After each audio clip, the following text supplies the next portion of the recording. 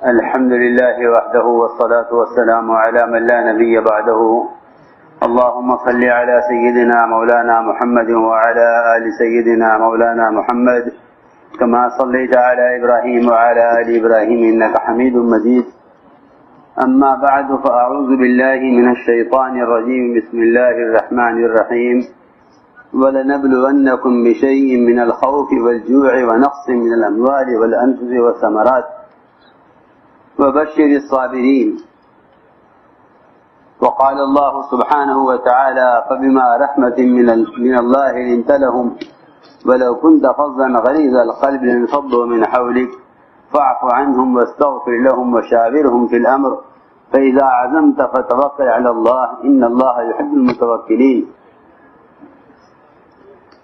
میرے محترم دوستو، بزرگوں، عزیزو، انبیاء علیہ السلام والا کام لے کر چلنے کے لیے اطلاعات سے گزرنا سورج کے طلوع ہونے سے زیادہ یقینی ہے. طلوع سورج سے زیادہ یقینی ہے انبیاء علیہ السلام والی اطلاعات سے اس دعوت کے کام کے کرنے والوں کا گزرنا. اس لیے کہ اللہ رب العزت جب تک جانچ نہیں لیں گے اس وقت تک قبول نہیں فرمائیں گے. جب تک جانچ نہیں لیں گے اس وقت تک قبول نہیں فرمائیں گے. قبولیت کے لیے جانچ اور امتحان بہت ضروری ہے. اس جانچ میں اور اس امتحان میں پرانا ہونا یہ کامیابی کی دلیل نہیں ہے. اس جانچ اور امتحان میں پرانا ہونا یہ کامیابی کی دلیل نہیں ہے، بلکہ تصدیق کرنا، ابتلاءات میں تصدیق کرنا اور یقین کے ساتھ اللہ کے رسول کے امر کو قبول کرنا، یہ امتحان ہے، یہ کامیابی ہے. کامیابی قدامت نہیں ہے. کامیابی قدامت نہیں ہے. تو جو جتنا پرانا ہوگا اس کا امتحان اتنا شدید ہوگا. یہ ایک زمانہ ہے ابتلا کا کہ ہم مبتلا کر کے دیکھیں گے. یہ اس ابتلا میں کیا کرتے ہیں، اور ابتلا میں کامیاب ہونا اس کے لیے پرانا ہونا کافی نہیں ہے. اس کے لیے پرانا ہونا کافی نہیں ہے، بلکہ اس کے لیے کامیابی کے لیے تصدیق اور بات کو قبول کرنا اصل ہے. کہ بات کو قبول کریں، حق بات کو حسد اور عناد کی وجہ سے حق بات کا انکار نہ کریں. اس لیے کہ حق کے قبول کرنے میں مخلوق سے مناسبت شرط نہیں ہے. مخلوق کے ساتھ مناسبت نہیں حق کے قبول کرنے میں، بلکہ حق کے قبول کرنے میں تو مخلوق کے ساتھ عداوت ملے گی. سنو غور سے، حق قبول کرنے میں مخلوق کے ساتھ عداوت، یا حق قبول کرنے میں مخلوق کے ساتھ عداوت ملے گی. حق قبول کرنے میں مخلوق کے ساتھ مداہنت نہیں ملے گی. میری بات توجہ سننی پڑے گی کہ حق قبول کرنے میں صحابہ کی زندگی میں ملا ہے کہ انہوں نے حق کو قبول کرنے میں عداوت پر راضی ہو گئے. حق قبول کرنے میں عداوت پر راضی ہو گئے، ورنہ کسی کی ذات کی محبت اور تعلق کی وجہ سے کئی حق کا انکار نہیں کیا. جس کو واضح کہتا ہوں، یہ امتحان بہت سخت ہے. یہ متعدد صحابہ کے قصے ملیں گے کہ جب حق کے مقابلے میں باپ آیا، حق کے مقابلے میں بھائی آیا، حق کے مقابلے میں ماں آئی، حق کے مقابلے میں قبیلہ آیا، حق کے مقابلے میں پوری قوم آئی. اور صحابہ نے کیا کیا کہ نہیں، حکم اللہ کے رسول کا ہے. وہ بیچارے تنہا بھی ہو گئے، پوری قوم نے چھوڑ دیا، مگر انہوں نے حق کے ساتھ نہیں چھوڑا. یہ اس کو میں عرض کر رہا ہوں. عبد الرحمن یہ فرمایا کرتے تھے ابو بکر رضی اللہ عنہ کے بارے میں کہ کئی موقع ایسے ہوئے کہ آپ میرے سامنے آئے مگر میں نے باپ سمجھ کے چھوڑ دیا کہ باپ پہ کیا تلوار اٹھاؤں.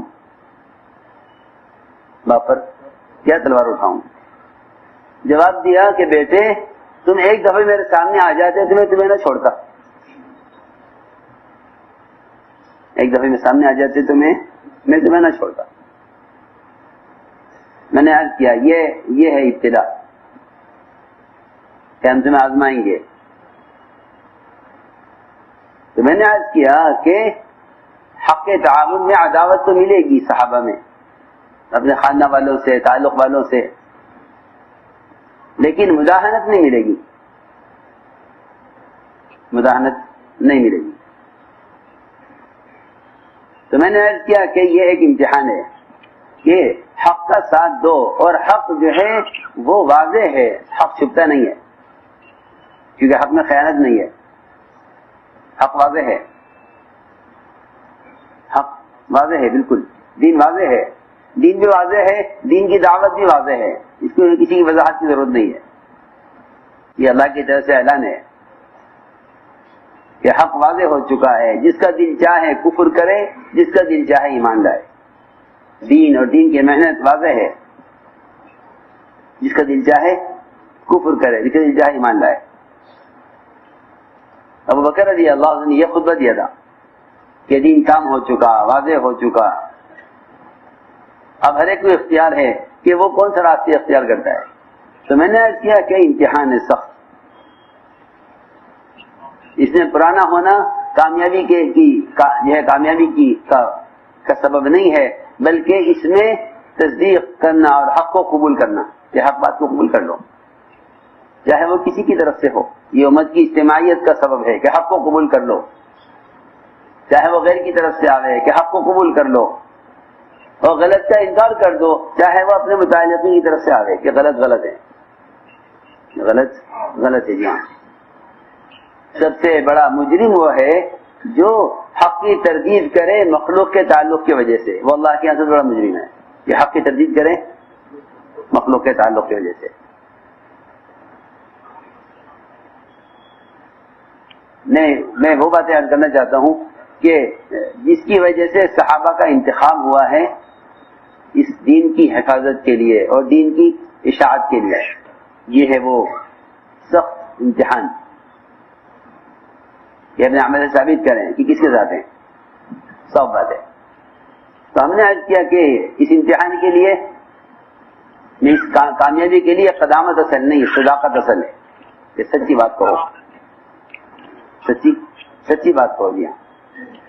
تو اللہ تعالیٰ امتحان بھی لیتے ہیں، امتحان کی ایسی شکلیں آتی ہیں جنہیں ہم سوچ بھی نہیں سکتے کہ کیا شکل بنے گی،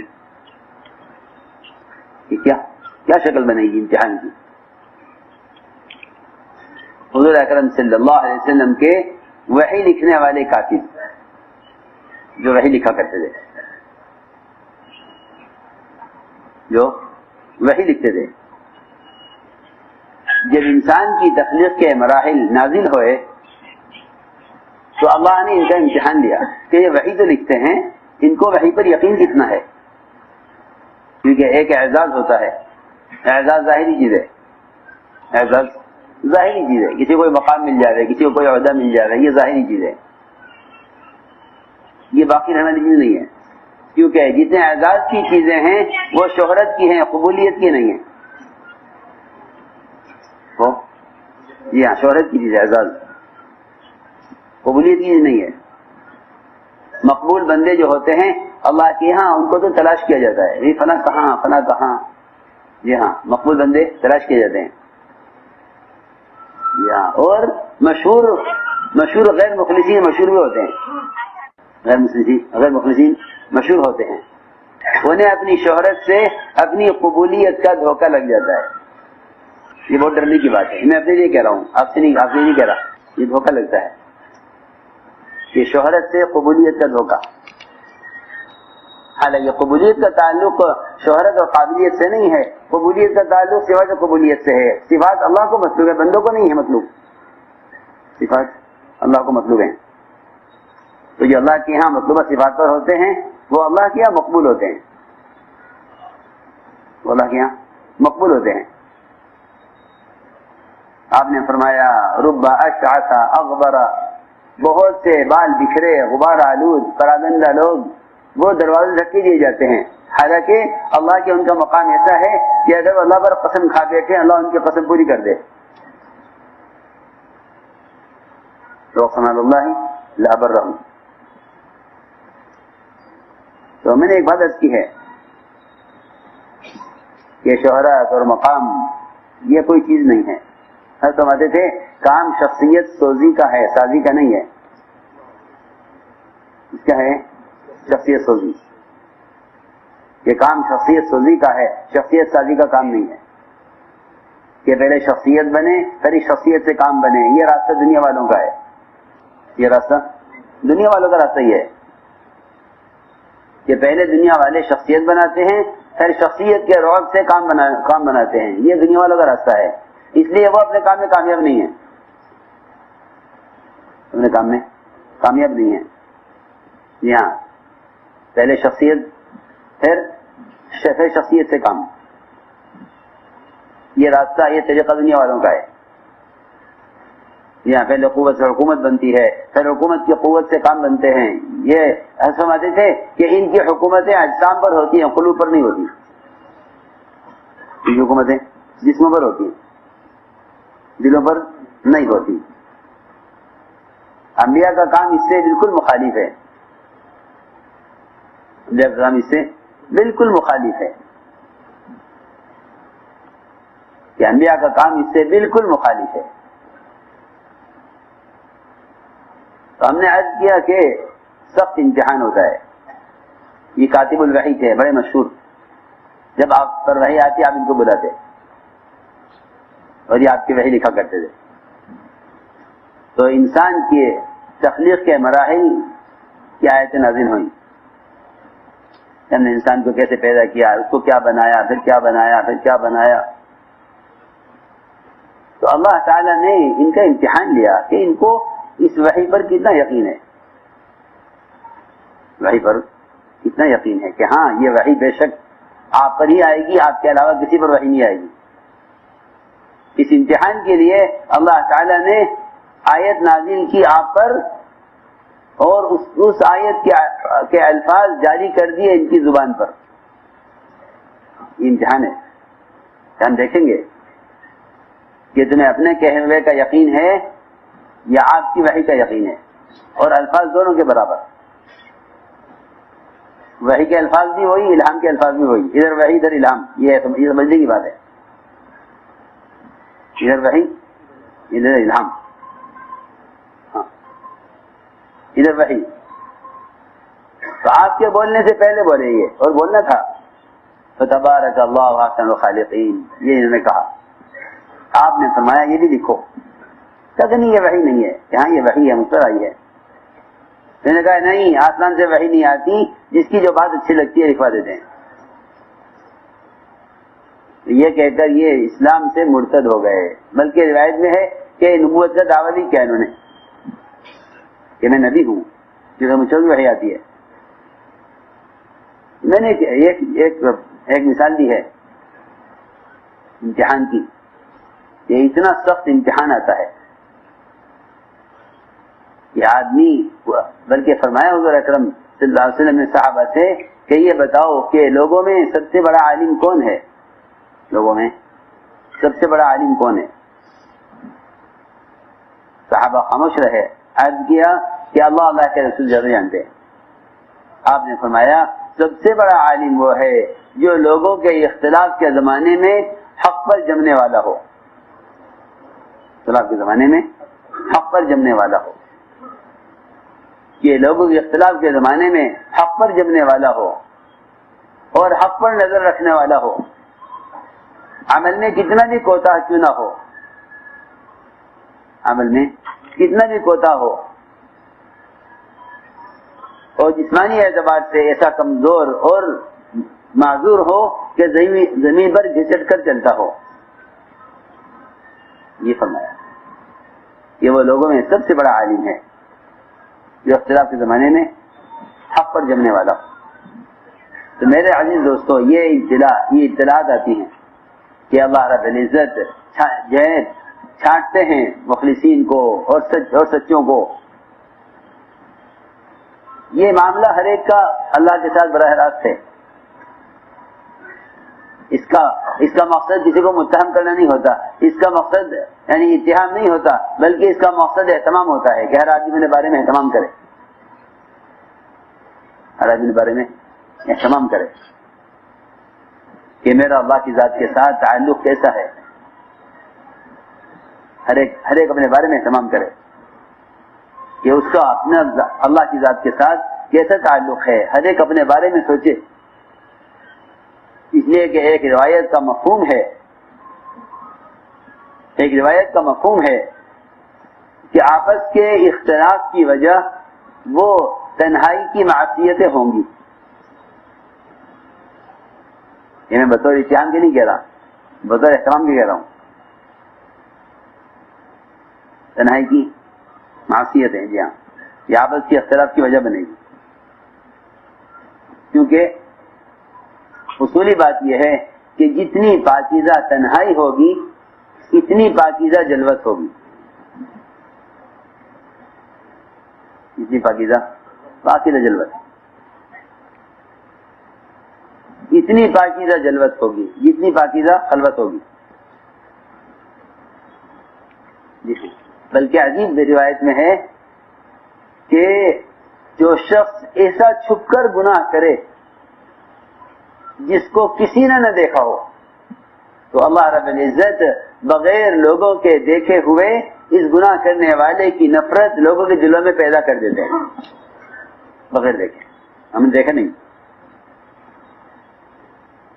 اور کوئی کتنی چھپ کر عبادت کرے، کوئی نہ دیکھے، کہ اللہ رب العزت اس کی محبت لوگوں کے دلوں میں ڈال دیتے ہیں، حالانکہ اس کو کسی نے عبادت کرتے ہوئے دیکھا نہیں ہے. کسی نے عبادت کرتے ہوئے دیکھا نہیں. کیونکہ حدیث کا مفہوم ہے کہ اللہ رب العزت جس سے محبت کرتے ہیں اس کی محبت کا آسمانوں میں اعلان کرتے ہیں کہ فلاں ابن فلاں سے اللہ محبت کرتے ہیں، لوگوں تم بھی اس سے محبت کرو. یہ اعلان آسمانوں میں ہوتا ہے.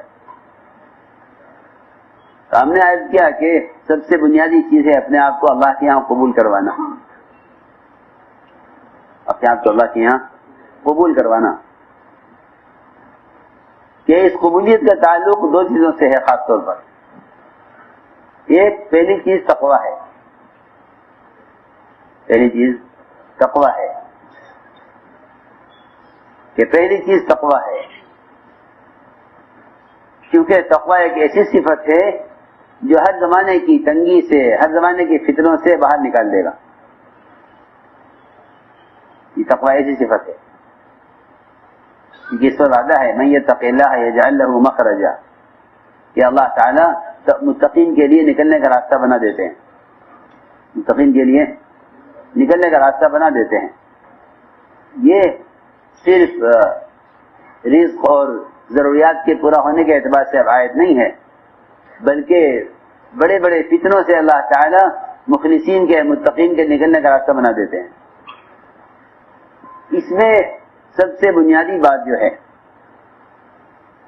سب سے بنیادی بات یہ ہے کہ تقوی میں سب سے زیادہ احتیاط مال میں کرنی ہوگی. اس میں مال ہوگی کہ یہ سب سے بڑا فتنہ مال ہے. سب سے بڑا فتنہ مال ہے. جی سب سے بڑا فتنہ ہے، فتنہ مال ہے، چاہے نبی کے زمانے میں ہو، چاہے صحابہ کے زمانے میں، چاہے اولیاء کے زمانے میں. جی ہاں، فتنہ کیسا تھوڑا فتنہ مال ہے، تھوڑا فتنہ مال ہے. جی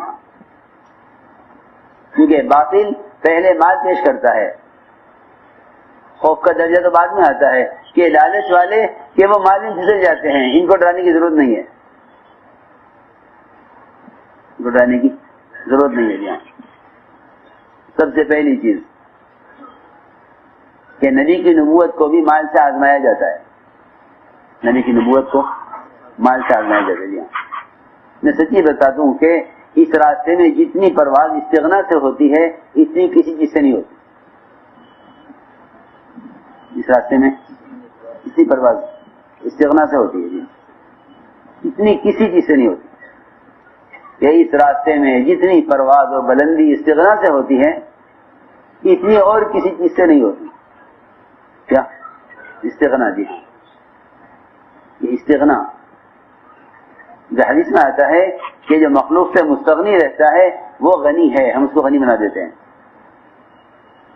ہم اس کو غنی بنا دیتے ہیں جو مخلوق سے مستغنی رہے. تو اس راستے میں ترقی کے لیے بنیادی چیز استغنا ہے. کیونکہ میں نے عرض کیا کہ نبی کی نبوت کو مال سے آزمایا جاتا ہے. یہ نبی ہیں یا بادشاہ ہیں؟ تو بادشاہ باوجود بادشاہ ہونے کے فقیر ہوتے ہیں کیونکہ انہیں مال کی طلب ہے، اور انبیاء باوجود فقر کے غنی ہوتے ہیں. انبیاء فقر کے ساتھ غنی ہوتے ہیں. جی ہاں، جی ہاں. دیکھو کہ آپ کا فقر اور آپ کی سخاوت، آپ کا فقر اور آپ کی سخاوت. جی ہاں، کہ آپ رمضان میں تیز آندھیوں سے زیادہ سخی ہو جاتے تھے. جی ہاں، حالانکہ آپ کی بیوی کے پاس کہ وہ افطار کرنے کے لیے انتظام نہیں رہا، سارے درہم وہ تقسیم کر دیے. فقر بھی ہے اور سخاوت بھی ہے کہ آپ رمضان میں تیز آندھیوں سے زیادہ سخی ہو جاتے. یہ عجیب بات ہے. تو میں نے عرض کیا کہ استغنا یہ انبیاء کی اصل شان ہے. کیا استغنا؟ جی ہاں. نہیں، چھوٹی سی بات یاد آ گئی. یہاں ایک صاحب آئے، انہوں نے مفتی العابدین صاحب رحمۃ اللہ علیہ سے کہا کہ میں یہاں مقیمین کو ہدیہ دینا چاہتا ہوں. اس صاحب نے کہا کہ بھائی دیکھو یہ مولانا صاحب بیٹھے ہیں نا، یہ ہمارے باپ ہیں، یہ ہمارے باپ ہیں، اور باپ کی اجازت کے بغیر اولاد کچھ لے نہیں سکتی. ان سے پوچھ لو، اگر اجازت دے دیں گے تو ہم لے لیں گے. انہوں نے جا کے حضرت سے کہا کہ یہ وہ فلاں صاحب ہیں جو ہدیہ دینا چاہتے ہیں. حضرت نے فرمایا کہ میں نے اپنے عملے کو اللہ سے لے کر بندوں کو دینے کے لیے تیار کیا ہے. اللہ سے لے کر بندوں کو دینے کے لیے تیار کیا ہے. حضرت نے انکار کر دیا لینے سے. انہوں نے عرض کیا، مفتی صاحب نے کہا حضرت سے کہ حضرت کیا حرج ہے قبول کرنے میں؟ حضرت نے فرمایا کہ مفتی صاحب ہمارے عملے کے علم میں آ چکا ہے، یعنی آپ کو معلوم ہو گیا ہے، ہمارے عملے کے علم میں آ چکا ہے کہ یہ آدمی حج دینا چاہتا ہے. یہ جب بھی آئے گا میرے ساتھی اللہ سے نظر ہٹا کر اس کو دیکھیں گے، میرے ساتھی اس کو دیکھیں گے. جی ہاں، یہ نہیں چاہیے. یہ میرے ساتھی اللہ سے نظر ہٹا کر اس کو دیکھیں گے. جب بھی آئے گا اس کے آتے ہی ساتھی کو خیال آئے گا کہ یہ دے گا. جی میں یہ نہیں چاہتا کہ میرے عملے کی نظر اللہ سے ہٹے. تو میں نے عرض کیا کہ انبیاء علیہ السلام کا بھی امتحان ہوتا ہے مال سے کہ نبی ہیں یا بادشاہ ہیں. بلقیس نے مال بھیج کر دیکھا تھا کہ مال بھیج کر دیکھو، مال بھیج کر دیکھو کہ یہ کیا کرتے ہیں. اگر رد کر دیں تو نبی ہیں. ایک کافرہ کا بھی یہ خیال ہے کہ یہ مال قبول نہیں کریں گے. ایک کافرہ کا بھی یہ خیال ہے کہ یہ مال قبول نہیں کریں گے. اسے معلوم ہے کہ نبی مال رد کر دیتے ہیں، تو اس نے ہدیے میں ایک سونے کی اینٹ اور کچھ ہدایہ بھیجے.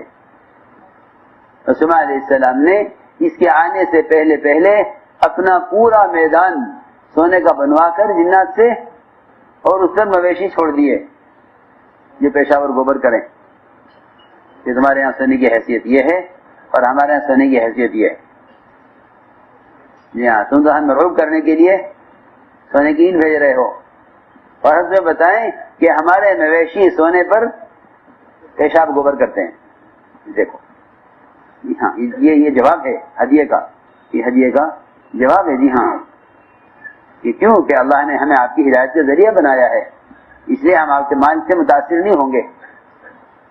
ہم سمجھتے تھے جتنا تاثر غیروں کے ملک و مال کا مسلمانوں کے دلوں میں ہوگا اتنا ہی غیر اسلام کو ہلکا سمجھیں گے، جتنا غیر اسلام کو ہلکا سمجھیں گے، جتنا تاثر غیروں کے ملک و مال کا مسلمان کے دل میں ہوگا. کہ جتنا غیروں کے ملک و مال کا تاثر مسلمان کے دل میں ہوگا کہ اتنا ہی اسلام کو غیر ہلکا سمجھیں گے. چنانچہ وہ ہدیہ آیا عید کا تو سلیمان علیہ السلام نے سارے فرش کو بنا کر ان کے گزرنے کی داخل ہونے کی جگہ سے اس اینٹ کے برابر جگہ خالی چھوڑ دی. اس لیے نہیں کہ یہ یہاں لگائیں گے، انہیں کیا ضرورت ہے، جگہ خالی چھوڑیے. میں دیکھا گزرتے ہوئے تو روایت میں ہے کہ وہ گزرتے ہوئے اس اینٹ کی جگہ کو دیکھا تو وہ انہوں نے اینٹ چھپا کر وہاں لگا دی کہ ایسا نہ ہو الزام لگے یہاں سے اٹھا کے دے رہے ہیں. جی ہاں، یہ حکمت ہے، یہ حکمت. جی ہاں، انبیاء پر کھولتے ہیں اللہ تعالیٰ حکمت، اللہ انبیاء پر حکمت کھولتے. جی ہاں، یہ بات یاد رکھنا. یہ لوگ بہت چاہتے ہیں حکمت کی باتیں یاد آئیں. ہماری بات یاد رکھنا کہ جو آدمی سوال کرے گا اس کا دل حکمت کی بات سے خالی رہے گا. یہ پکی بات. آپ دیکھیں جو بڑے محدثین گزرے ہیں کہ ان کے استغنا اور تقوی کی وجہ سے اللہ نے ان کو علم دیا ہے. جی ہاں، بادشاہوں کے پاس جایا نہیں کرتے تھے کہ ہم بادشاہ کے پاس جائیں کہ نہیں. دیکھنے والے ہمیں جو ہے سائل سے متہم کریں گے، ہمیں سائل سمجھیں گے. جی ہاں، بادشاہ کے پاس نہیں جاتے تھے، شہزادے حاضر خدمت ہوتے تھے. یہ نہیں، ہم نہیں جائیں گے کیونکہ ان کے دروازے پر جانے کا مطلب سوال ہے. جی ہاں، کہ ہم نہیں جائیں گے. محدثین کے علم کا جو گہراؤ ہے وہ سب سے زیادہ اس میں تقوی کو دخل ہے. ہاں، بزرگ بات کر رہا ہوں. یہ ہمارے درمیان جتنے فتنے پیدا ہوں گے وہ صرف مال کی بنیاد پر ہوں گے. یہ باطل مال پیش کرے گا، اور یہ بات یاد رکھنا کہ باطل مال براہ راست پیش نہیں کرے گا. اگر براہ راست پیش کرے گا تو یہ قبول نہیں کریں گے. کہ باطل مال ایسے راستے سے پیش کرے گا کہ تم کہو گے یہ تو مدد کا راستہ ہے، یہ راستہ مدد کا ہے کہ ادھر تو قبول کر لیا جائے. سنو، باطل کو معلوم ہے کہ ان کو مال براہ راست مال پیش مت کرنا. ہم ایک ملک میں تھے، وہاں کے ساتھی نے کہا کہ ہمیں زمین مل رہی ہے، بہت بڑی زمین، بہت بڑی زمین ہے، اور ایک آدمی خوشی دے رہا ہے کہ یہاں مرکز بناؤ. تو ہم نے کہا کہ سمجھتے تھے کہ میں تو ہر مسجد کو مرکز بنانا چاہتا ہوں، تم زمین خرید کے مرکز نہ بناؤ، زمین خرید کے مرکز نہ بناؤ، میں تو ہر مسجد کو مرکز بنانا چاہتا ہوں. جی ہاں، خیر بعد میں قضیہ کھلا. جی ہاں، کہ اس زمین کے لوگ دعوے دار نکلے جو دینا نہیں چاہتے تھے، جن کا دین سے کوئی تعلق نہیں تھا.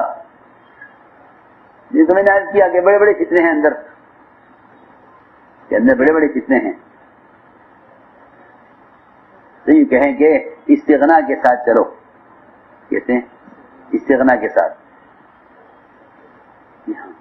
کہ کام کو مال کے لیے استعمال نہ کیا جاوے، اور کہ دین کو دنیا کے لیے استعمال نہ کیا جاوے، دین کو دنیا کے لیے استعمال نہ کیا جاوے. کہ اگر دین دنیا کے لیے استعمال ہوگا تو اللہ تعالیٰ ایسے لوگوں سے کام چھین لیں گے اور ان کو دنیا میں آخرت کا بدلہ دنیا میں دے دیں گے. یہ حدیث کا ملفوظ ہے، یہ حدیث کا ملفوظ ہے کہ ان کی دنیا آخرت، ان کی آخرت دنیا میں مل جائے گی، ان کی آخرت دنیا میں مل جائے گی. اس لیے کہیں کہ نہیں، دین کے تعارف کو دنیا کے لیے استعمال مت کرو، دین کے تعارف کو دنیا کے لیے استعمال مت کرو. یہ دین کے تعارف کو دنیا کے لیے استعمال کرنا، یہ دین کو بیچنا ہے، دین کو بیچنا ہے. کہ دین کے تعارف کو دنیا کے لیے استعمال کرنا، یہ دین کو بیچنا ہے. علی رضی اللہ عنہ بازار میں گئے، کرتا چاہیے تھا. کیا چاہیے تھا؟ کرتا. پہچان لیا دکاندار نے، وہ کون نہیں پہچانے گا، امیر المومنین ہیں. کہ فرمائیے کیا چاہیے، حاضر ہے دکان. کہ نہیں ہمیں کچھ نہیں چاہیے، ہم تو یوں آ گئے تھے. پہچان لیا. تو پہچان کر کیا کرے گا؟ پہچان کر رعایت کرے گا، پہچان کر رعایت کرے گا. جی ہاں، کہ مسلمانوں کے امیر کہ ان کا تعارف استعمال ہو، ایک آدمی رعایت کرے ان کے تعارف کی وجہ سے کہ نہیں یہ اس کام کے لیے مناسب نہیں ہے، یعنی ہمیں نہیں چاہیے. آگے بڑھے. ایک دکان پر اور کپڑا دیکھا لٹکا ہوا، تو وہ کپڑا پسند آ گیا. وہاں ایک بچہ بیٹھا ہوا تھا، اسے نہیں پہچانا کون ہے. پوچھا بچے سے یہ کرتا کتنے کا ہے؟ اس نے کہا جی اتنے کا ہے. وہ کرتا لے لیا، قیمت ادا کر دی. کرتا لے لیا، قیمت ادا کر دی. اس سے لیا جسے پہچانا نہیں، اس سے لیا جس نے پہچانا نہیں. سنو،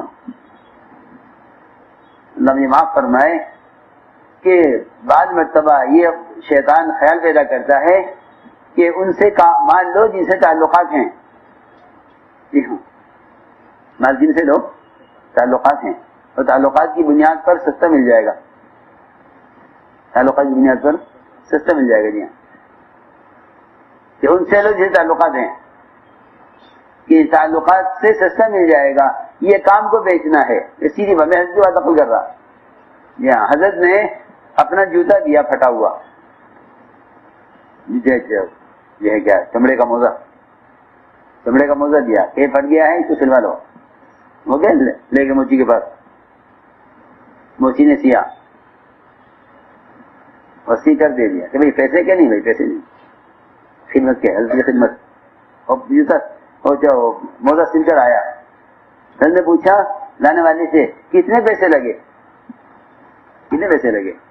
حضرت کہ کیا معمولی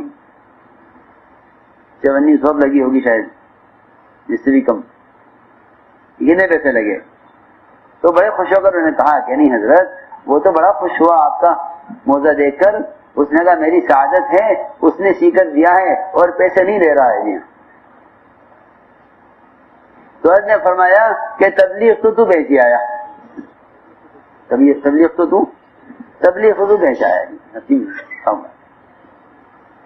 تبلیغ تو بیچ آیا. صاف فرمایا کہ تبلیغ تو بیچ کے آ گیا. ہاں، کہ تو نے ہمارا نام کیوں لیا؟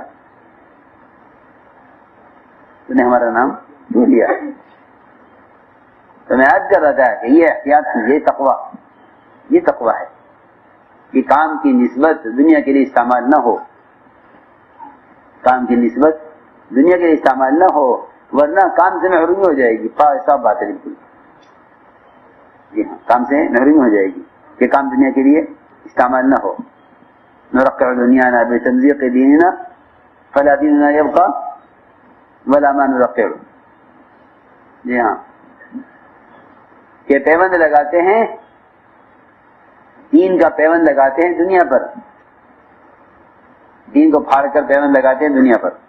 نرقع دنیانا بتمزیق دیننا، کہ اپنی دنیا کو پیوند لگاتے ہیں دین پھاڑ کر. دیا تو نہ دین باقی رہتا ہے نہ دنیا باقی رہتی ہے. ہاں، یہ ہے بات. حضرت رضی اللہ تعالیٰ نے بچے سے کرتا لے لیا اور لے کر گھر چلے گئے. اس کے باپ نے آگے پوچھا کہ کوئی سامان بکا ہے؟ کہ ہاں اس شکل کا آدمی آیا تھا کرتا لے گیا. اس نے کہا کہ ارے وہ تو امیر المومنین تھے. وہ دوڑا ہوا گیا گھر. امیر المومنین ہمارے بچے نے قیمت غلط بتلائی ہے، آپ سے پیسے ڈبل لے لیے ہیں، اتنے کا نہیں ہے. حضرت نے فرمایا ہمارا اس سے اتنے پر معاملہ ہو چکا ہے. میں کچھ بات عرض کرنا چاہتا ہوں کہ اس کام میں استغنا سے چلو. اس کام میں استغنا سے چلو. استغنا کا مطلب یہ ہے کہ لوگوں سے مستغنی ہونے کے لیے، لوگوں سے مستغنی رہنے کے لیے اسباب اختیار کرو. جی پکی بات ہے. اسباب کے اختیار کرنا ضرورت کے لیے نہیں ہے. ضرورت تو اللہ پوری کرتے ہیں. ضرورت تو اللہ پوری کرتے ہیں. میری بات دھیان سے سننا. کہ اسباب ضرورت کے لیے نہیں ہیں، ضرورت تو اللہ پوری کرتے ہیں، اسباب سے ضرورتیں پوری نہیں ہوتی. آپ دیکھ لیں گے جن کے پاس اسباب نہیں ہے وہ اسباب نہ ہونے سے پریشان ہیں، جن کے پاس اسباب ہیں وہ اسباب ہونے سے پریشان ہیں. پریشانی سب کے برابر ہے، اسباب ہو یا نہ ہو. کہ اسباب ضرورت کے لیے نہیں ہیں، ضرورت تو اللہ پوری کرتے ہیں، اسباب تو استغنا کے لیے ہیں. اسباب استغنا کے لیے کہ نہیں بھائی ہمارا یہ کام ہے، ہمیں ضرورت نہیں ہے. اسباب استغنا کے لیے. جی کہ اسباب استغنا کے لیے ہے. اسباب کی اختیار کرنے اس لیے ضروری ہے کہ سوال کرنا حرام ہے. سوال کرنا حرام ہے. سوال کرنا حرام ہے. جی ہاں، کہ اسباب کی اہمیت اس لیے ہے کہ سوال کرنا حرام ہے. تو میں نے عرض کیا کہ دعوت کی نسبت بہت اونچی نسبت ہے. یہ اس حقیر دنیا کے لیے استعمال ہو یہ ممکن نہیں ہے. یہ ممکن نہیں ہے. جی ہاں، عمر رضی اللہ تعالی عنہ اجتماعی مال سے اور اس دعوت کی نسبت کو اپنی ذات کے لیے، اپنی دنیا کے لیے استعمال کرنے سے کتنی احتیاط کرتے تھے. تقوی کا مطلب یہ ہے کہ ہمیں تقوی ہے. تقوی کا مطلب یہ ہے کہ کمال احتیاط. حضرت عمر بیمار ہو گئے. حضرت عمر بیمار ہو گئے اور طبیب نے شہد تجویز کیا کہ آپ شہد استعمال کریں. کیا شہد استعمال کریں؟ کہیں شہد ملا نہیں اور بیت المال میں شہد رکھا ہوا تھا. تو جمع کیا مسلمانوں کو حضرت عمر نے. وہ جمع کر کے یہ فرمایا کہ مجھے حکیم نے شہد کھانے کے لیے کہا ہے اور شہد بیت المال میں ہے. اگر تم سب مسلمانوں کی اجازت ہو تو میں استعمال کر سکتا ہوں، ورنہ میرے لیے اس کا استعمال کرنا حرام ہے. اس کا استعمال حرام ہے. کیا روایت میں ہے. چنانچہ اجازت ہے مسلمان کہ مومنین ہماری طرف سے اجازت ہے کہ آپ شہد استعمال کریں. اتنی احتیاط. پھر یہ کہ ہمارا کام تو نہیں استعمال ہو گیا. اپنے بچوں سے کہتے تھے، بچوں سے کہتے کمایا کرو. بچوں سے کہتے تھے کماؤ. جی ہاں، حضرت عمر بیٹھے ہوئے تھے، ایک چھوٹا سا بچہ گزرتا ہوا نظر آیا.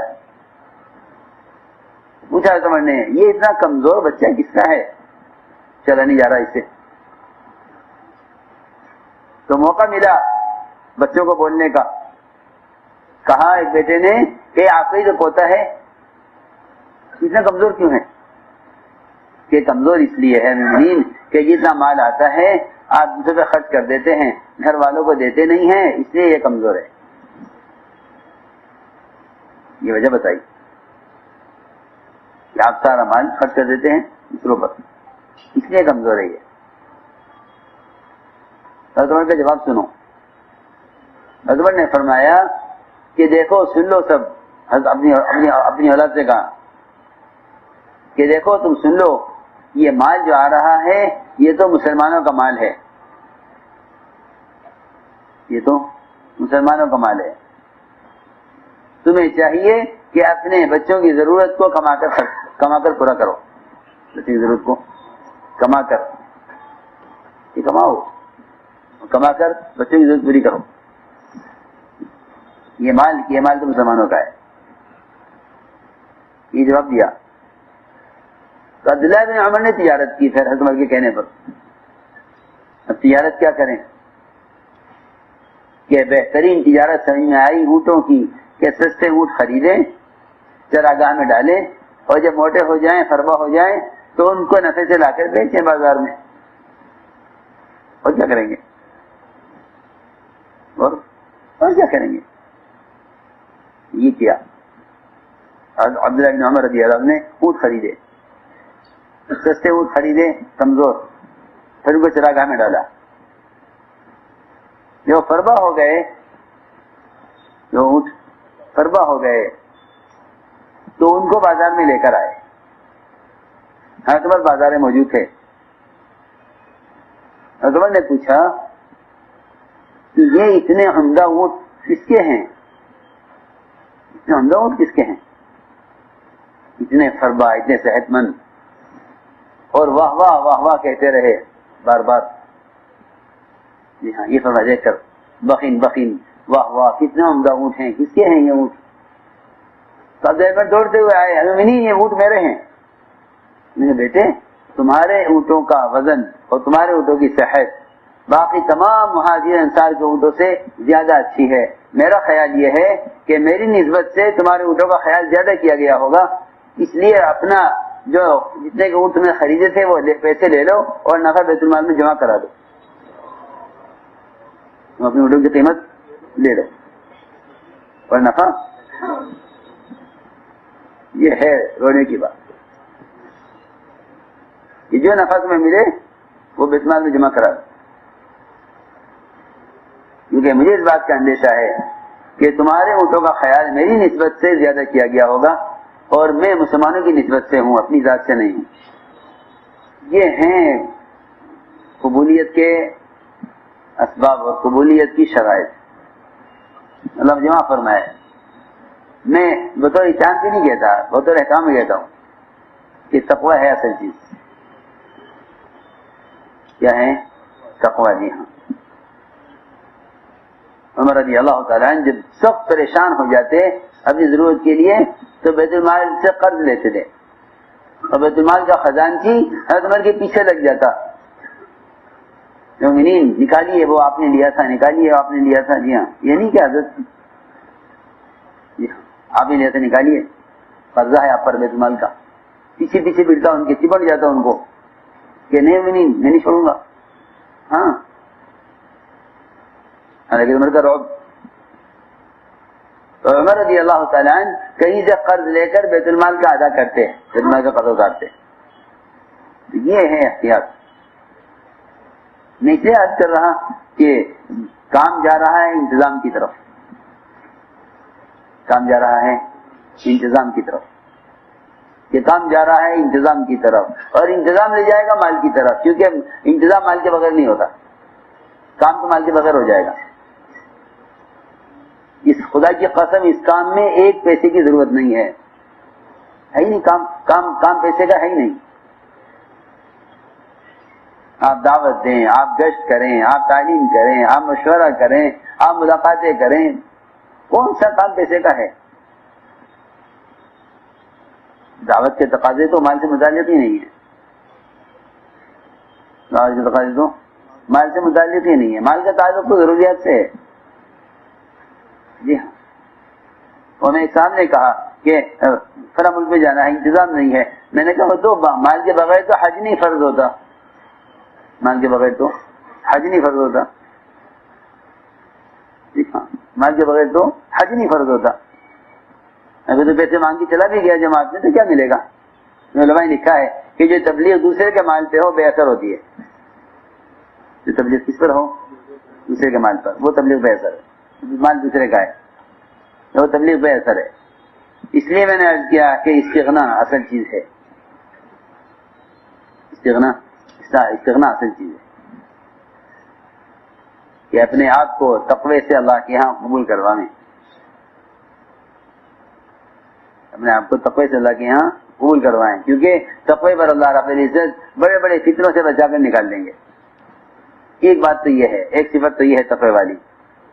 دوسری صفت تواضع کی ہے. کیا تواضع؟ جی ہاں. حضور اکرم صلی اللہ علیہ وسلم کی صفات میں بڑی صفت تواضع کی ہے، بڑی صفت تواضع کی ہے. نیک نامی نہیں چاہیے. بدنامی کہ بدنامی تو قبول ہو جائے گی، نیک نامی کی ضرورت نہیں ہے. عبداللہ بن مسعود فرماتے تھے کہ اگر کوئی مجھے مسعود کا بیٹا کہہ کر پکارنے کے بجائے مجھے گوبر کا بیٹا کہہ کر پکارے اور اللہ تعالیٰ اس نام کی وجہ سے میرا ایک گناہ معاف کر دیں تو یہ نام مجھے پسند ہے. کیا؟ جی ہاں. کیا پکارے؟ گوبر کا بیٹا.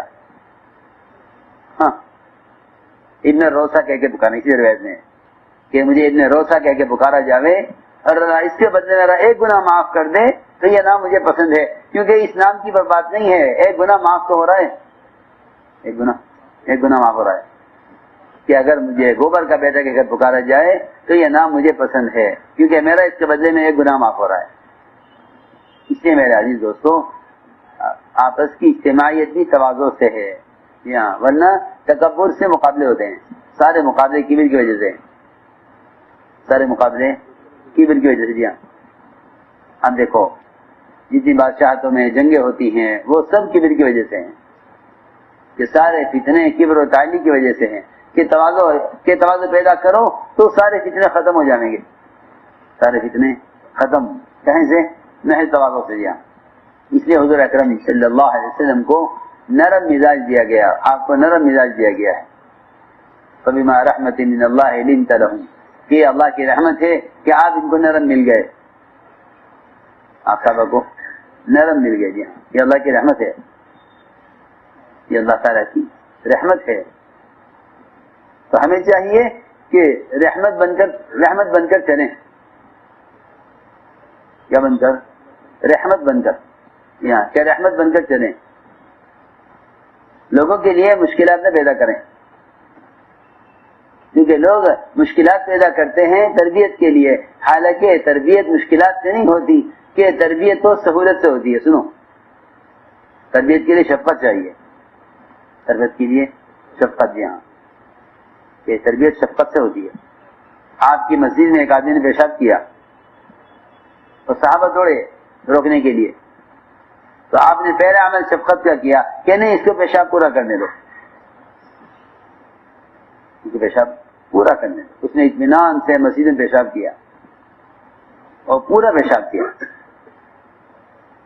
جب فارغ ہوا تو آپ نے صحابہ سے فرمایا کہ ایک ڈول پانی کا یہاں بہا دو۔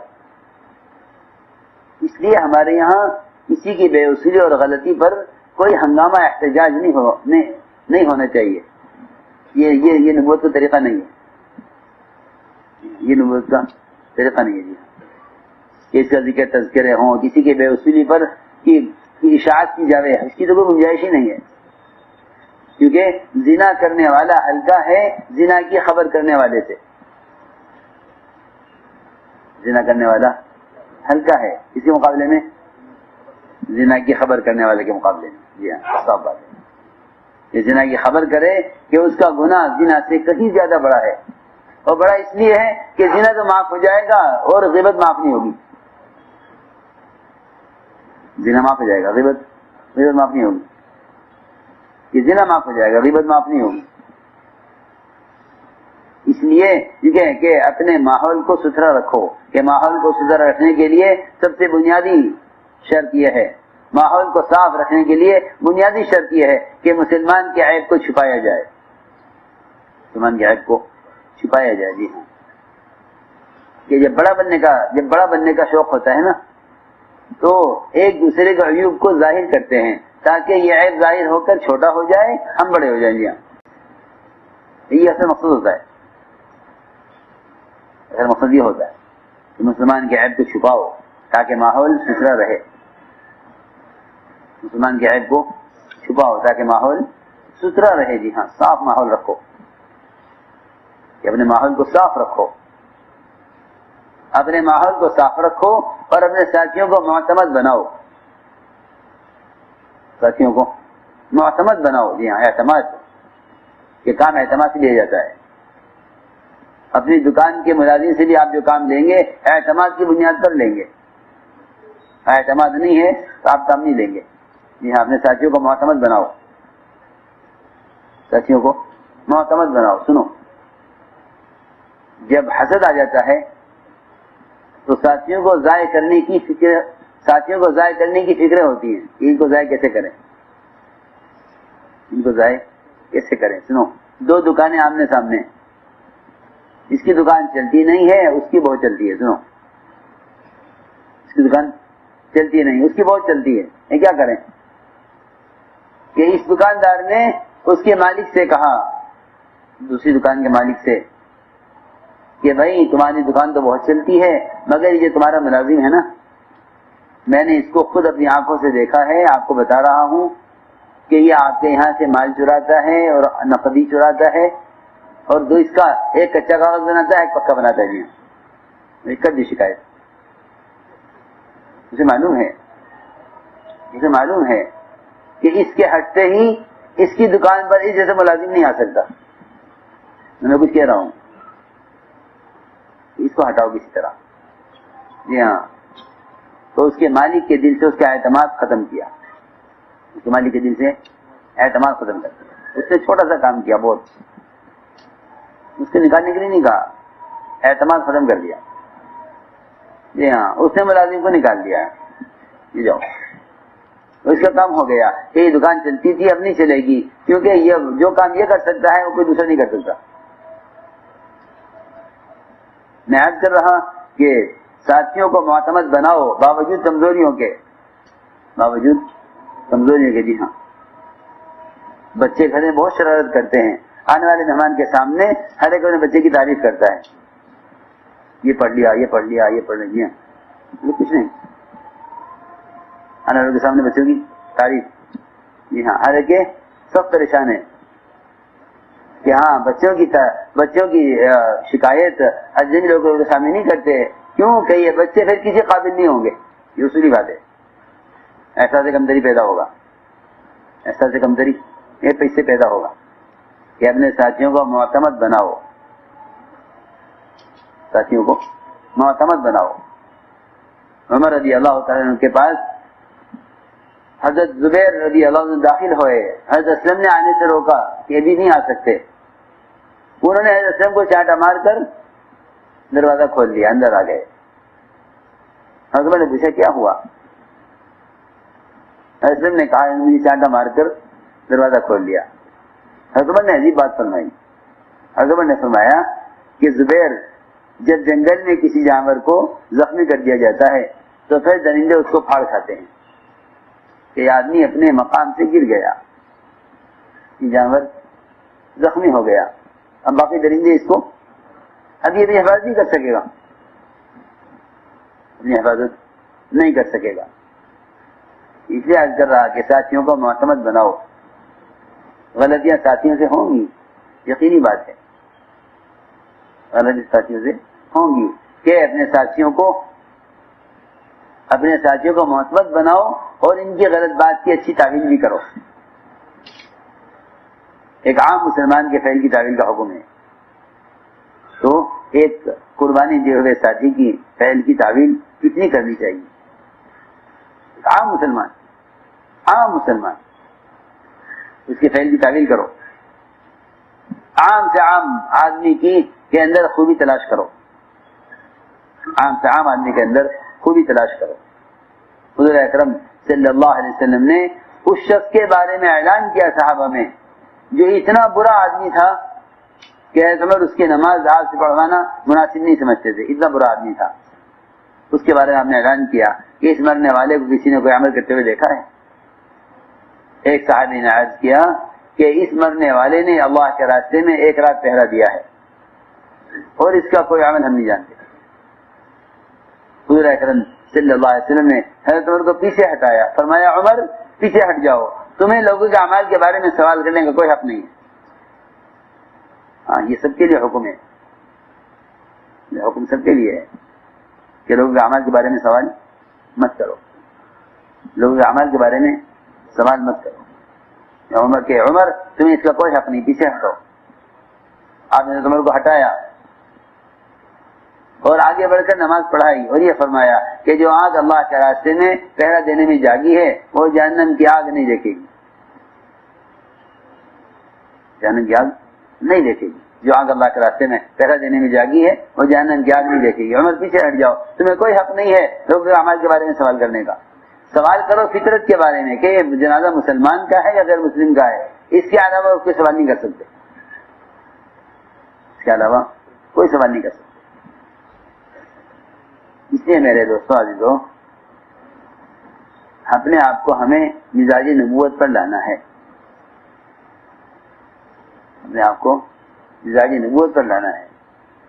آپس کی اجتماعیت اسی پر ہے، ورنہ اس مزاج سے ہٹیں گے تو اختلاف پیدا ہوگا، اس مزاج سے ہٹیں گے تو آپس کا اختلاف ہوگا، کہ مزاج نبوت پر ہی اجتماعیت ہوگی۔ اس لیے ساتھیوں کو چاہیے کہ ساتھیوں سے درگزر کیا کریں۔ وہ بندوں کو معاف نہیں کرے گا جو اپنے لیے اللہ سے مغفرت کا طالب نہ ہو، وہ بندہ بندوں کو معاف نہیں کرے گا جو اپنے لیے اللہ سے مغفرت کا طالب نہ ہو۔ فاعفوا واصفحوا الا تحبون ان یغفر اللہ لکم، کہ معاف کر دو، درگزر کر دو، کیا تم نہیں چاہتے کہ اللہ تمہیں معاف کر دے؟ کیا تم نہیں چاہتے کہ اللہ تمہیں معاف کر دے؟ اس لیے ہمارا کام یہ ہے کہ آپ کو درگزر سے کام لیا جائے، جی ہاں، اور سب کا اکرام کرو، سب کا اکرام کرو، جی ہاں۔ شیطان کہے گا کہ نہیں، ہم مصلحت فلاں کے اکرام نہیں کر رہے ہیں، مصلحت ہے کہ نہیں، اس میں تو کوئی مصلحت ہو ہی نہیں سکتی۔ حضرت تھانوی فرماتے تھے رحمۃ اللہ علیہ کہ مسالے سنبھالے رکھنے کی چیز نہیں ہے، مسالے تو پیسنے کی چیز ہے، مصلحت کو پیسو۔ لوگ مصلحت کے خیال کرتے ہیں، ہر ایک مصلحت کو پیسا جائے گا، کہ ساری مسالے پیس دو، جتنا مسالے کو پیسو گے اتنا کھانا لذیذ ہوگا۔ جی ہاں، ہمارے کام کی لذت اور ترقی اس میں ہے کہ مسالے کو پیسا کرو، جی ہاں، کہ یہ مصلحت ہے، وہ مصلحت ہے، کہ نہیں، کوئی مصلحت نہیں ہے۔ ایک مسلمان کا اکرام کرنا اس لیے ہے کہ اس کا مقام بیت اللہ سے اونچا ہے،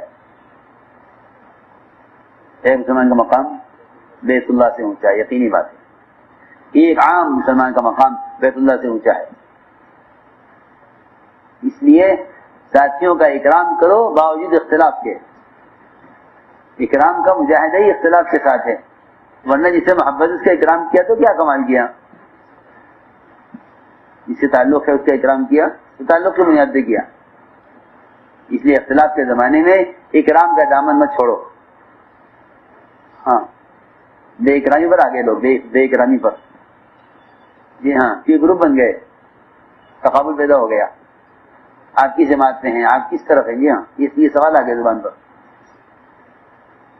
یہ سوال آ گیا، جی ہاں، کہ نہیں، یہ سوال تو، یہ بات تو آنی نہیں چاہیے، آپ کون ہیں، آپ کیا ہیں، بالکل نہیں، یہ سب کا اکرام کرو، سب کا اکرام کرو، اور جو کام سے پیچھے ہٹ گئے انہیں ہر ممکن کام کی طرف لے کر آؤ، جو بھی امکان ہو، جو بھی راستہ ہو، ہاں، چھوڑنا نہیں کسی کو چھوڑنا نہیں ہے، ہاں، یہ ذمہ داری ہے کام کرنے والوں کی کہ کام سے پیچھے ہٹ جانے والوں کی کو سہارا دو۔ اور سب باتیں، کیونکہ صحابہ کرام کا معمول یہ تھا کہ جو کسی فتنے میں پڑ جاتے تھے صحابہ انہیں فتنے سے نکالتے تھے۔ عمر رضی اللہ عنہ نے عیاش بن ابی ربیعہ کو روکنے کے لیے اپنا آدھا مال پیش کر دیا کہ تم آدھا مال لے لو مگر مت جاؤ مدینے سے مت جاؤ، ہاں، یہ نہیں جہاں ہوں گے وہاں کام کر لیں گے، یہ بات نہیں ہے، جی ہاں، فتنہ ہے اجتماعیت سے نکل جانا۔ فتنہ کیا ہے؟ اجتماعیت سے نکل جانا فتنہ ہے، یہ اجتماعیت سے نکل جانا فتنہ ہے کہ عیاش تم مت جاؤ، کیونکہ حدیث میں آتا ہے کہ بھیڑیا تنہا بکری پر حملہ کر لیتا ہے، جی ہاں، اور ایور میں کمزور بکری بھی محفوظ رہتی ہے۔ یہ ہے اجتماعیت کہ مجتمع رہو، کیا رہو؟ مجتمع رہو، جی ہاں، کہ تمہاری اجتماعیت سے کوئی نکلے تو اسے واپس لاؤ، سب بات ہے، سب کے لیے ہے، کیونکہ اختلاف تو ہوگا لیکن اختلاف میں کام چھوڑ کر الگ نہیں ہوا جاتا، کام چھوڑ کر الگ نہیں ہوا جاتا، یہ ہاں، یہ مومن کی شان نہیں ہے، یہ مومن کی شان یہ نہیں ہے کہ ہماری بات نہیں مانتے تو ہم نہیں آتے، یہ مومن کی شان نہیں ہے۔ میں عرض کرتا ہوں آپ سے کہ یہ مزاج تھا منافقین کا کہ اگر ہماری بات نہیں مانو گے تو ہم تمہارے ساتھ نہیں دیں گے، یہ بات مسلمانوں میں یہ بات نہیں تھی، 100% صحابہ میں یہ بات نہیں تھی، کہ کوئی فرد بھی ایسا نہیں ملے گا صحابہ میں جو اپنی بات کو منوانے کی وجہ سے الگ ہو گیا ہو، ایسا کوئی نہیں ملے گا، یہ عجیب بات ہے، ایک صحابی ایسا نہیں ملے گا یہ کہہ کر الگ ہو جائے کہ میری بات نہیں مانی، ایسا کوئی نہیں ملے گا۔ حضور اکرم صلی اللہ علیہ وسلم نے احد کے موقع پر مشورہ کیا کہ مقابلہ مدینے میں رہ کر کرنا ہے یا باہر نکل کر۔ کبار صحابہ کی رائے تھی کہ باہر نکل کر مقابلہ کیا جائے، بعض لوگوں کی رائے تھی کہ اندر رہ کر مقابلہ کیا جائے۔ آپ نے مشورے کو وسعت دی، مشورے کو وسعت دی۔ میں ایک بات اس میں عرض کر دیتا ہوں کہ مشورے کو وسعت دی جاتی ہے انتظامی کاموں کے لیے، انتظامی کاموں کے لیے مشورے کو وسعت دی جاتی ہے تاکہ سب کی صلاحیتیں ٹھکانے لگیں۔ آپ نے منافقین کے سردار عبداللہ بن ابی سے بھی مشورہ کیا، اس سے بھی رائے لی۔ آپ ہی کیا رائے؟ انہوں نے کہا کہ بھائی ہماری رائے تو یہ ہے کہ مدینے میں رہ کے لڑا جائے، کیونکہ ہمارا تجربہ یہ ہے کہ جب بھی کوئی ایسا حادثہ پیش آیا مدینے میں رہ کر لڑنے میں کامیابی ہوئی، لہذا ہماری رائے باہر جانے کی نہیں، مدینے میں رہ کر لڑیں گے۔ یہ رائے تھی عبداللہ بن ابی بن سلول کی۔ حضور اکرم صلی اللہ علیہ وسلم گھر میں تشریف لے گئے، اندر سے آپ سفر کے لیے تیار ہو کر نکلے۔ بس ہمیشہ یاد رکھو، جب کوئی چیز عملی طور پر ذمہ دار کرنے لگے تو اس پر سب کو مجتمع ہو جانا چاہیے۔ جب عملی طور پر مشورہ تو ہوگا، اختلاف بھی ہوگا، اس اختلاف کے بعد جب کسی چیز پر عمل ہونے لگے تو پھر سب کو مجتمع ہو جانا چاہیے۔ عبداللہ بن ابی بن سلول نے کہا کہ نہیں، ہماری رائے تو وہی ہے جو پہلے تھی، ہماری رائے تو وہی ہے جو پہلے تھی، ہم مدینے میں رہ کر ہی لڑیں گے، لہذا ہماری بات پر آپ نے عمل نہیں کیا، ہم آپ کا ساتھ نہیں دیں گے۔ یہی الفاظ نقل کیے ہیں علماء نے کہ ہم آپ کا ساتھ نہیں دیں گے کیونکہ ہماری رائے پر عمل نہیں ہوا۔ یہ وجہ ہوئی عبداللہ بن ابی بن سلول کے مدینے میں ٹھہر جانے اور 300 مسلمانوں کو اپنے ساتھ روکنے کی، ورنہ مسلمانوں کا قافلہ 1000 کا تھا۔ کتنے؟ 1000۔ 300 یہ لے کر مدینے میں ٹھہر گئے، نہیں ہم ساتھ نہیں دیں گے کیونکہ ہماری رائے پر عمل نہیں ہوا۔ اس لیے میں عرض کر رہا کہ ابھی رائے پر اصرار نہیں ہونا چاہیے، رائے پر اصرار نہیں ہونا چاہیے۔ نہیں ہے کہ کوئی چیز خلاف شریعت ہو یا کوئی چیز صراحتاً کفر ہو یا خدا نہ کرے کوئی نماز سے روکنے لگے تو اس میں تو ہرگز اطاعت نہیں ہے، ورنہ اطاعت کا میدان بہت وسیع ہے۔ یہ فرمایا کہ جب تک تمہارے ذمہ دار تمہیں نماز چھوڑنے یا کفر کا حکم نہ دیں اس وقت تک اطاعت کرو، اس وقت تک اطاعت کرو۔ جی ہاں، اطاعت اجتماعیت کے لیے ہے۔ میں عرض کرتا ہوں کوئی سلطنت نہیں ہے، یہ کوئی سلطنت نہیں ہے، اطاعت اجتماعیت کے لیے ہے، اطاعت اجتماعیت کے لیے ہے۔ ذمہ داروں کو چاہیے کہ وہ اپنے آپ کو اپنے مشورے والوں کے حوالے کریں، بھائی آپ لوگ غور کریں، لیکن یہ بات یاد رکھنا، ابوبکر صدیق رضی اللہ تعالیٰ عنہ اپنے مشورے والوں سے کہتے تھے کہ یہ بات ہمارے ایک بات سمجھ میں آ رہی ہے، تم اس کا مشورہ کرو۔ یہ نہیں کہ ذمہ دار خود رائے نہ دے، کہ نہیں، آپ دیکھیں سیرت میں ذمہ دار خود رائے دے اور پھر ساتھیوں سے کہے کہ اس بارے میں سوچو، پھر ساتھی غور کریں، پھر وہ سب مل کر ذمہ دار کو مشورہ دیں۔ یہ بہت سی روایتوں میں ملتا ہے۔ حضرت نے فرمایا میرا خیال یہ ہے، میرا خیال یہ ہے، میرا خیال یہ ہے۔ کتنے موقع ایسے ملیں گے جس نے ابوبکر رضی اللہ عنہ نے اپنے خیال کو اپنے ساتھیوں کے سامنے ظاہر کیا، ساتھیوں نے مشورہ کر کے کہا نہیں ٹھیک ہے۔ ایسا بھی موقع آیا کہ ابوبکر رضی اللہ عنہ نے سب سے مشورہ نہیں کیا، عمر رضی اللہ عنہ نے کیا کہ قراء صحابہ قتل ہو رہے ہیں جنگوں میں، قرآن کو جمع کر دیں۔ بھئی یہ کام اب تک تو ہوا نہیں، اب کیسے ہو، ہم کوئی نیا کام نہیں کریں گے۔ حضرت نے فرمایا نہیں، ہمیں اس وقت کی ضرورت ہے، اس وقت کی ضرورت ہے، قراء صحابہ شہید ہو رہے ہیں، ایسا نہ ہو کچھ قرآن ان شہداء کے سینوں میں چلا جائے. حضور نے فرمایا کہ عمر جو کام اللہ کے رسول نے نہیں کیا میں کیسے کروں. حضرت عمر اصرار کرتے رہے یہاں تک کہ ابو بکر نے فیصلہ کر لیا. 3 آدمی تھے حجرے میں, حضرت عمر رائے دینے والے, حضرت ابو بکر فیصلہ کرنے والے, زید بن ثابت قرآن لکھنے والے. نہیں کہہ رہا سچے سے, میں نے کہا پورے مدینے میں کیا سارے کے مسلمان کو ایسا نہیں ملے گا جو یوں کہے کہ ہم یہ والا قرآن نہیں پڑھیں گے کیونکہ اس میں ہم سے رائے نہیں لی گئی. سوچ پڑ گیا میں نے کہا دیکھو ایک کام ایک چیز کی ضرورت ہوئی, اس کا فیصلہ ہوا, وہ عمل میں آ گئی. اب کوئی یہ کہے کہ نہیں ہم یہ کام نہیں کریں گے, اس بارے میں ہم سے رائے نہیں لی گئی. اس لیے میرے آج دوستوں ساتھیوں سے رائے لو, اور ساتھیوں کو چاہیے کہ رائے دیں, اور رائے کے اختلاف کے بعد جس بات کے بارے میں فیصلہ ہو جائے سب کے سب اجتماعی قوت اس عمل کی تنفیذ میں لگا دیں. یہ اجتماعیت ہے, سب اپنی قوت اس بات کی تنفیذ میں اپنی قوت صرف کریں, یہ اجتماعیت ہے. ہمارے ایسا سمجھیں کام جر ثقیل کی طرح ہے, بھاری ہے, سب مل کر اٹھائیں گے تب نکلے گا. سب مل کر اٹھائیں, سب مل کر اٹھائیں. میں عرض کرتا ہوں بعض مرتبہ فیصلہ کوئی فیصلہ کسی کی چاہت رائے کے خلاف ہوتا ہے,